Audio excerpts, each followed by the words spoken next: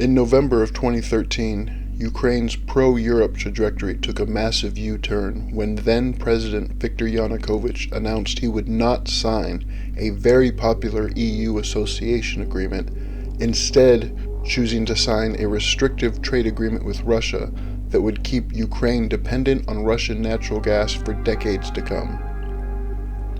Street protests immediately erupted in Kyiv. The police violently dispersed the crowds, but protests kept growing. The Ukrainian protesters ended up staying in the center of Kyiv all winter.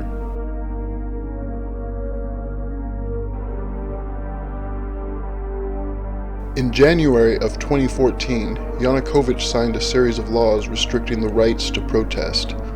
In response, hundreds of thousands of more protesters took to the streets of Kyiv.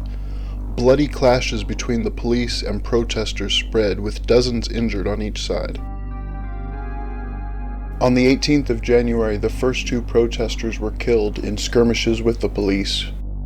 After that day, demonstrations spread to all parts of Ukraine, including the East, a region that has historically supported Yanukovych and closer ties with Russia.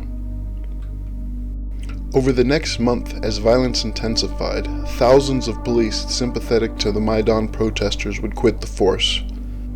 February 20th became the bloodiest day in modern Ukrainian history up to that point, when the police and government forces fired on crowds of protesters with AKs, killing at least 50 and injuring hundreds more.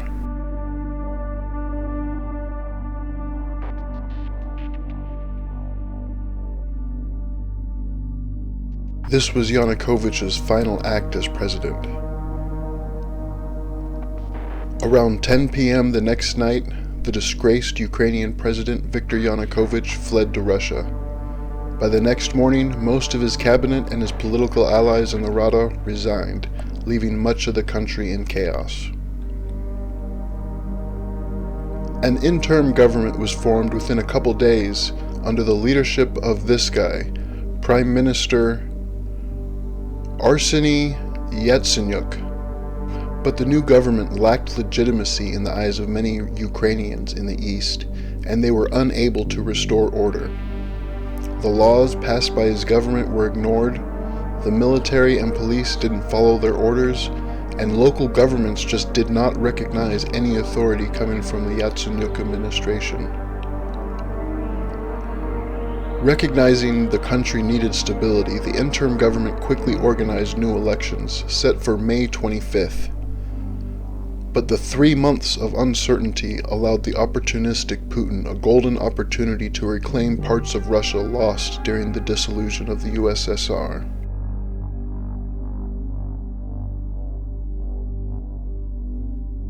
In this video, I want to sort out some of the chaos that occurred during the aftermath of the Revolution of Dignity in the most pro-Russian part of the country, Mariupol. So much is forgotten about the beginning of the Russian invasion that Putin is able to rewrite history with ease. These videos are just my attempt at setting the record straight and giving everyone a little bit of context to current events. I hope you enjoy.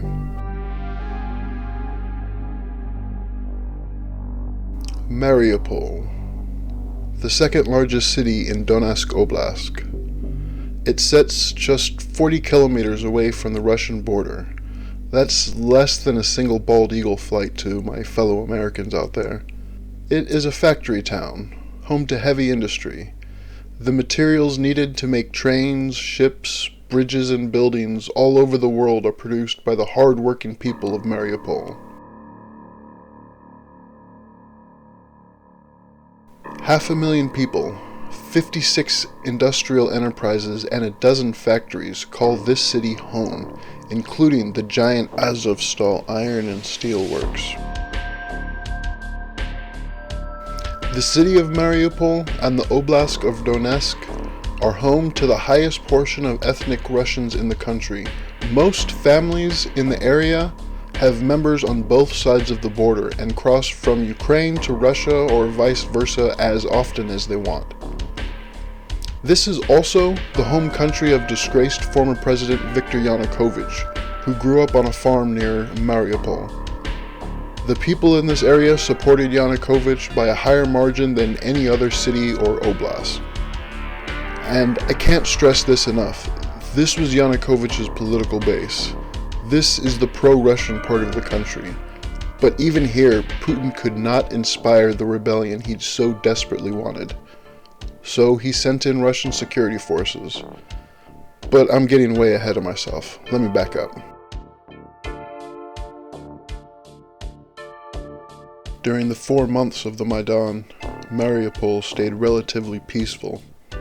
The city hosted frequent protests and counter-protests, but the police never had to shut down the city, no protesters were ever shot, no businesses were looted.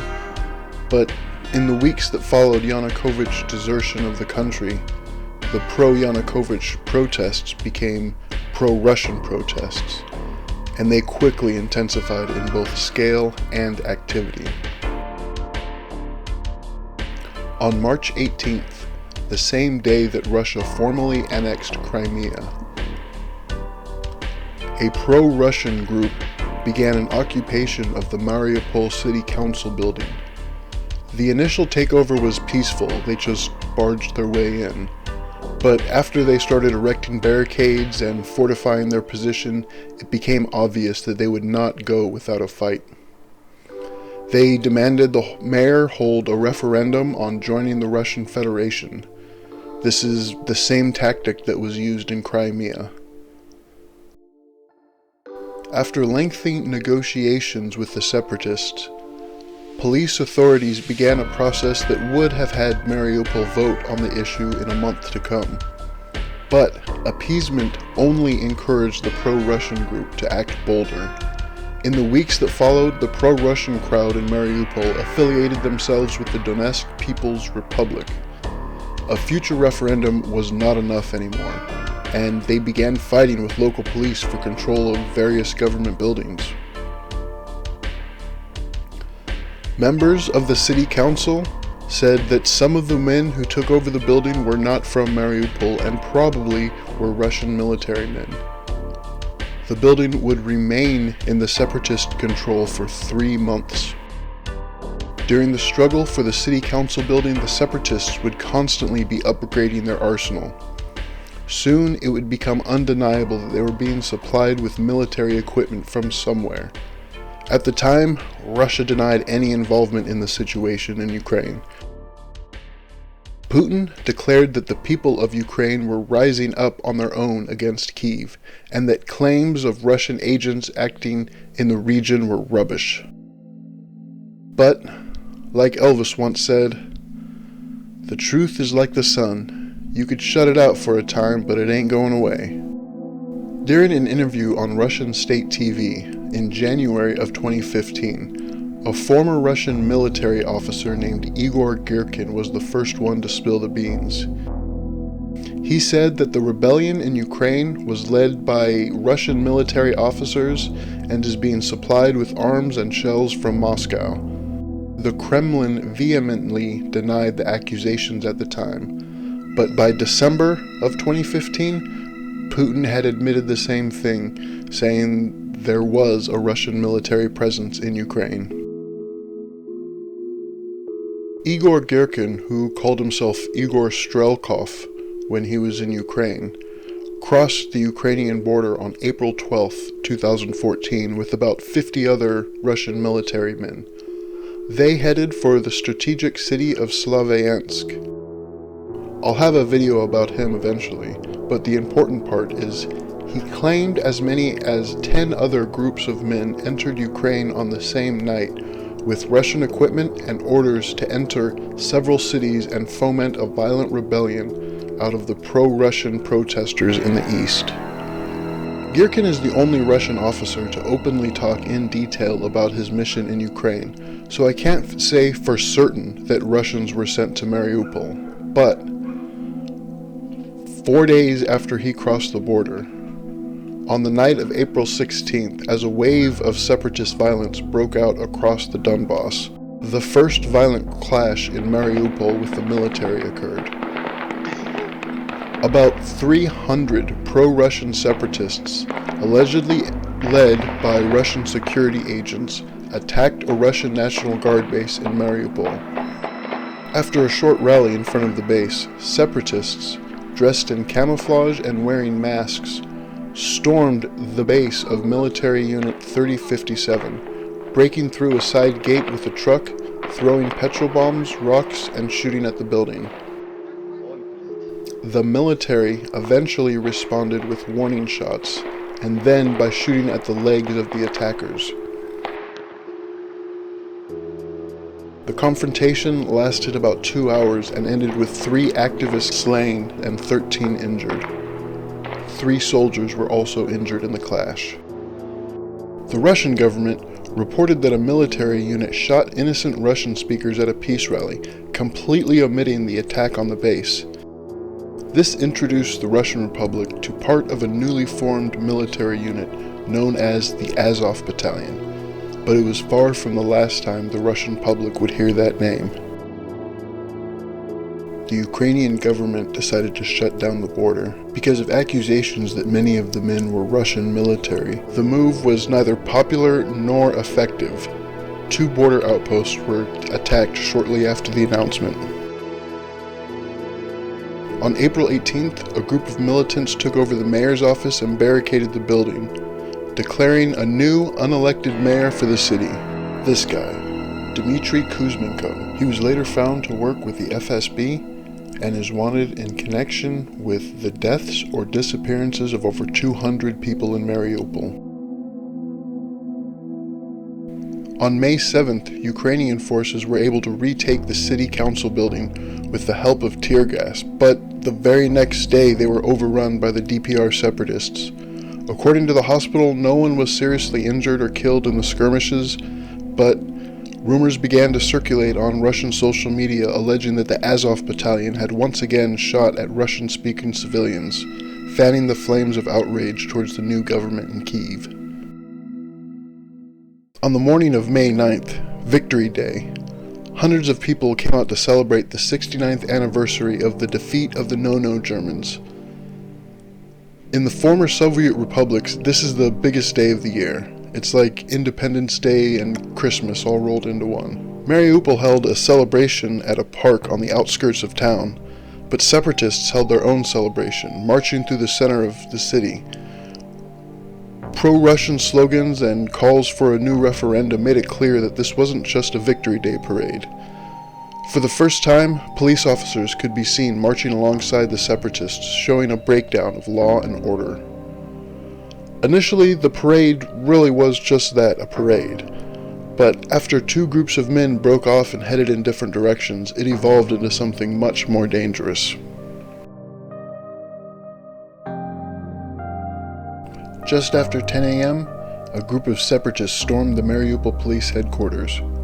Once inside, they armed themselves with automatic weapons. On that morning, to the horror of everyone in Kyiv, a meeting of the heads of law enforcement agencies for all of Donetsk Oblast was being held on the 3rd floor of that building. The armed men managed to occupy the first 2 floors of the building. The meeting members barricaded themselves on the 3rd floor and called for reinforcements. They reported hearing automatic gunfire and that the separatists were speaking Russian and using military terms as they cleared the floors below them.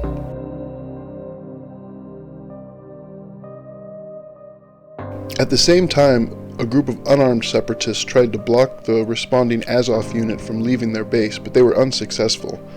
They tried again a few blocks later, but were dispersed with a few warning shots. Although they couldn't stop the National Guard unit, they did buy enough time for the armed group to establish a foothold at the police station. The Azov Battalion's deputy commander stated that his unit consisted of 10 fighters and 1 officer, but because of the urgency of the situation, all of them were dressed in plain clothes. Once they arrived, they secured the courtyard and the exits of the building, but were unable to approach the building without taking machine gun fire. The besieged meeting members continued to maintain their barricade on the 3rd floor while they attempted to negotiate with the separatists. The organized attack on the police station involving machine guns motivated the Ukrainian army to act. At about 11:15, the first armored personnel carriers from Ukraine's 72nd Guards Mechanized Brigade drove into Mariupol. The larger crowd still parading in the streets managed to delay the military convoy near the city council building, which was now the headquarters of the Mariupol separatist movement. Unknown to the Ukrainians, members of the Russian press were in the Victory Day crowd. When the standoff between the military and the civilians started, the Russian press started to record everything. The videos they shot show Ukrainian APCs advancing through hostile crowds and a shootout that occurred near a cafe a few blocks away from the police station. These videos were shown on Russian TV practically live, interrupting Victory Day celebrations that are normally broadcast, with reports of Ukrainian military opening fire on unarmed Russians. According to the local hospital, 5 people were injured and 2 were killed in the standoff near the cafe. But before the blood was dry, videos online appeared with titles suggesting that Ukrainian government had killed more than 20 Russian speakers for celebrating the defeat of the no-no German. In the months and years to come, the videos were used by independent journalists to prove military only returned fire after men in the crowd shot first. This is probably the reason almost all of the original videos put up by Russian media were taken down. I could find an in-depth breakdown of all the injuries completed by Billingcat in 2015. I've left a link in the description if you want to go over it, but the short version is the crowd had basically turned into a riot at that point, and the inexperienced Ukrainian soldiers were taught to shoot warning shots down towards the ground, probably because of the tall buildings, but I don't know. Either way, every time the crowd caught up to the army, they were met with warning shots that would ricochet and sometimes injure some of the rioters. The crowd was ultimately unsuccessful at preventing the military from joining the assault on the police station, but videos showing the Ukrainian military fighting with civilians on Victory Day offered a different kind of victory for the separatists, a PR victory. In every conflict, information becomes a part of warfare, and Ukraine is no different. Each side creates its own narrative, and the Russian propaganda machine was working in overdrive that day, building a narrative that would stick in the minds of the Russians to this day, and for some, become a call to action. Russian state media would continue to use the incident as one of the reasons they needed to de-no-noify Ukraine in 2022.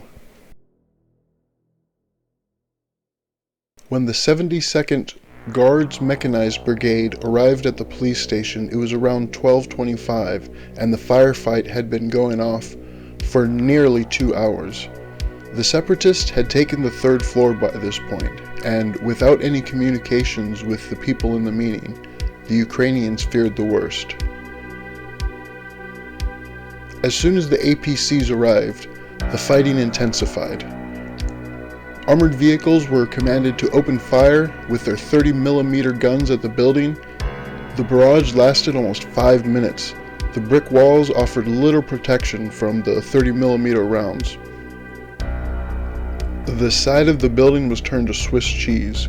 The militants wisely barricaded themselves in the 3rd floor in the middle of the building in order to protect themselves from the fire of the armored vehicles. The assault was devastating, but the building did not catch fire at the time. There may have been small fires inside, but the big fires that burned the building down wouldn't get going until more than an hour later. After the 30mm attack finished, the Azov group that was first on the scene entered the police headquarters through the rear entrance. They cleared the 1st floor without resistance.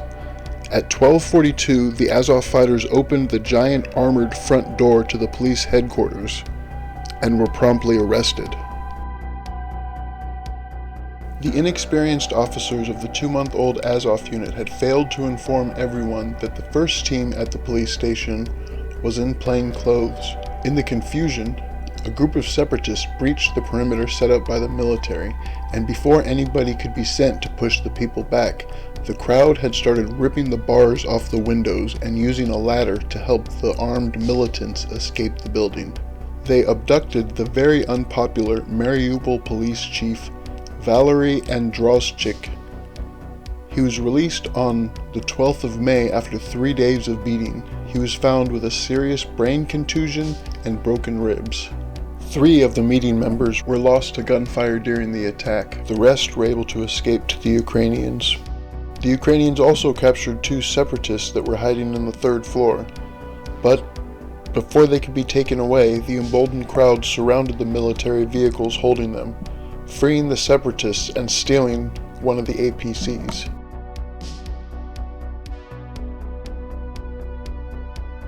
After that, the Ukrainian forces had no choice but to withdraw from the city. The firefighters and ambulance also left for a time. The Western media would arrive to find a burning police station and crowds of now unarmed civilians ready to blame everything on the Ukrainians. 13 people fell in total. 60 were injured that day. 6 of the deceased were Ukrainian military or uniformed police. The Russian media claimed they were all massacred and burned, similar to the recent tragedy in Odessa. Careful video analysis later revealed at least 2 military officers and multiple gunmen were involved in the police station attack.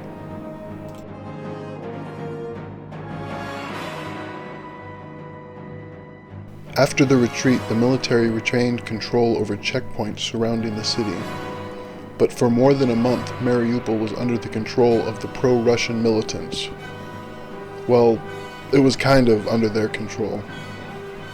Without much of a functioning police force or city government, violence and looting quickly became the standard as mob rule took hold in parts of the city. Every gun store was looted before nightfall. During the next month, individuals burned part of the city administration building, the city prosecutor's office, and almost every other government building in the city. There were also over 200 dead or missing over that period. On May 11th, a sham referendum was held on the self-rule for eastern Ukraine. 8 polling stations were set up for all 500,000 people in Mariupol. Lines were thousands of burgers long, and people waited all day to vote.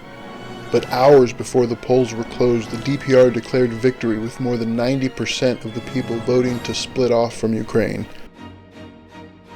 But the referendum did little to end the disorder. In response to the lawless state of the city, some of the factory owners began forming protection squads, made up of local miners and steel workers, to patrol residential neighborhoods. They negotiated with the DPR separatists and kept them from sending any more troops to Mariupol. By all accounts I could find, the patrols had a very positive impact on day-to-day life in Mariupol. On May 25th, Ukraine elected a new government headed by President Petro Poroshenko. On June 7th, he was inaugurated along with the new government. On June 12th, reports emerged from Western media about Russian tanks crossing the border into Ukraine. Poroshenko didn't waste any time. The next morning, at 4:50 a.m., he announced an anti-terrorist operation to retake the city of Mariupol. Fighting resumed as the military re-entered the city for the first time in over a month. The Azov and 1st Dnipro battalions led the charge. President Poroshenko cautioned the country that it might take several weeks to push the separatists out of the city. But to everyone's surprise, it only took about 6 hours for Ukrainians to hoist their flag above the city council building. According to the Interior Ministry, troops surrounded a number of rebel-held positions and gave those inside about 10 minutes to surrender.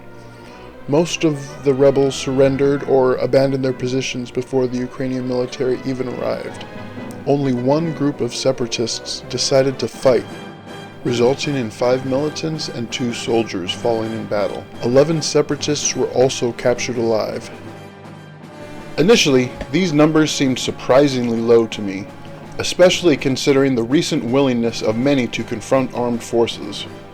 Then, I realized that the people of Mariupol simply desired stability and normalcy, like hard-working individuals worldwide.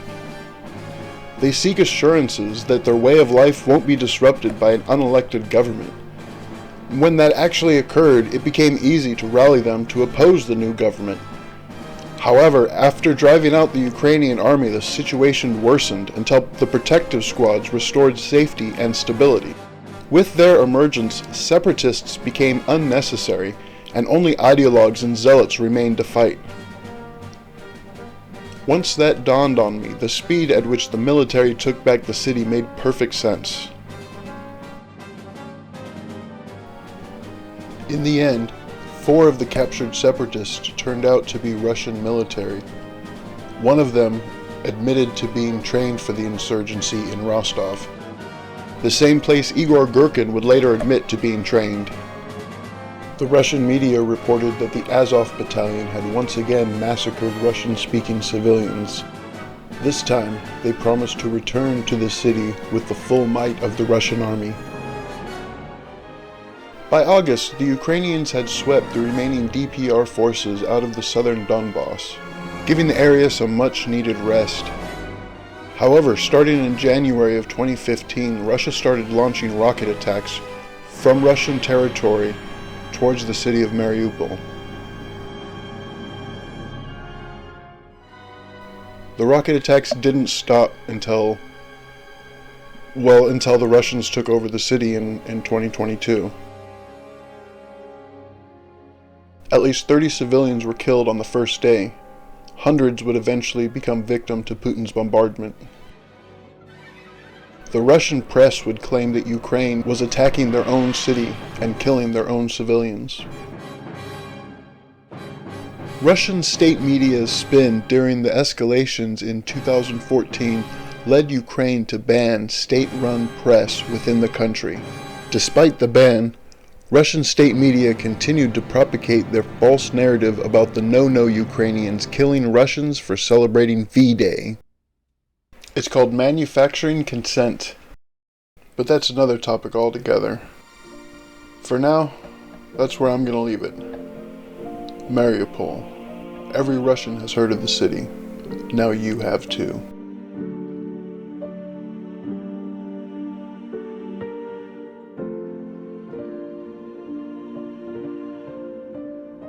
If you're still here, thank you. And consider giving me a thumbs up or a thumbs down. Subscribe if you want to hear more from me, and hit that bell if you want to get notified every time I upload.